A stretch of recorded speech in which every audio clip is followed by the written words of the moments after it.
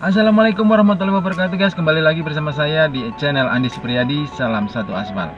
Ya guys, saya cukup lama juga tidak membuat konten, karena memang untuk membuat konten itu dibutuhkan konsentrasi dan juga kalau ada suatu topik ya guys ya. Dan kebetulan saya sudah menemukan topik tentang perbedaan driver Jepang yang khusus untuk melayani saco, direktur atau atasannya khusus dengan driver yang merangkap menjadi supir operasional guys. Jadi begini ya guys ya, ini juga untuk keberlangsungan driver itu apakah dipakai terus atau tidak di suatu perusahaan, karena dia kan awalnya dari rental outsourcing gitu ya guys ya. Jadi begini, kalau supir atau driver Jepang yang khusus untuk melayani saco, direktur utama, jika direkturnya itu saco tersebut pulang ke Jepang minimal seminggu 2 minggu, dia tidak akan dipakai guys, dia disuruh libur dan tidak akan digaji sejumlah berapa hari berapa hari saco tersebut pulang ke Jepang dan di hari kerja ya guys ya, misalnya Senin sampai Jumat. Dan bedanya dengan driver yang dipakai untuk operasional adalah driver tersebut walaupun direktur utamanya saconya pulang ke Jepang atau ada tugas luar yang dia tidak diajak, dia akan tetap standby di kantor tersebut guys, karena dia akan difungsikan atau mendapat tugas operasional lainnya. Nah itu bedanya guys. Dan untuk keberlangsungan bekerja di perusahaan tersebut lebih persentasenya lebih besar yang merangkap menjadi supir operasional. Dalam tanda kutip supir operasional ini ya mungkin tidak selamanya operasional lagi ya, karena pasti ada waktu jeda istirahatnya. Jadi itu yang saya tangkap dari cerita teman-teman dan pengalaman saya juga.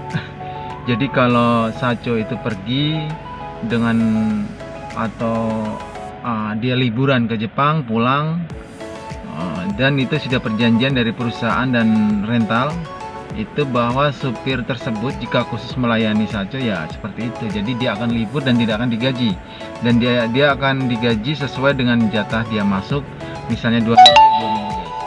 Dan itu memang persentase untuk kontinuitas di perusahaan tersebut lebih kecil lagi ya, karena jika saco ini udah pulang atau kembali ke negaranya habis kontrak di Indonesia, driver tersebut akan kembali ke rentalnya dan akan menunggu lagi penggantinya saco dari perusahaan tersebut yang datang ke Indonesia. Beda memang dengan yang dialami oleh driver yang merangkap sebagai operasional guys.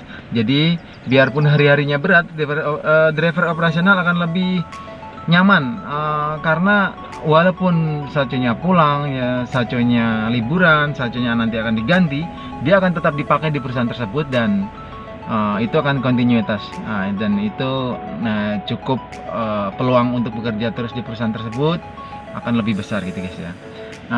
Jadi ini adalah pendapat saya guys, menurut saya berdasarkan pengalaman dan cerita teman-teman, bukan menjadi acuan tapi mungkin ada yang lebih punya pendapat lain, karena saya dengar juga walaupun dia khusus untuk membawa direktur utama saco, tapi dia bisa bekerja bertahun-tahun di perusahaan tersebut. Nah itu mungkin keberuntungan ya guys ya. Itu aja pendapat dari saya. Terima kasih sudah mendengar, menonton sharing saya, dan jangan lupa subscribe, like, and comment guys. Dan selalu jaga kesehatan, jaga keluarga, jaga disiplin di jalan, selalu sabar, selalu tenang ya guys ya. Dan terima kasih. Wassalamualaikum warahmatullahi wabarakatuh. Salam satu aspal.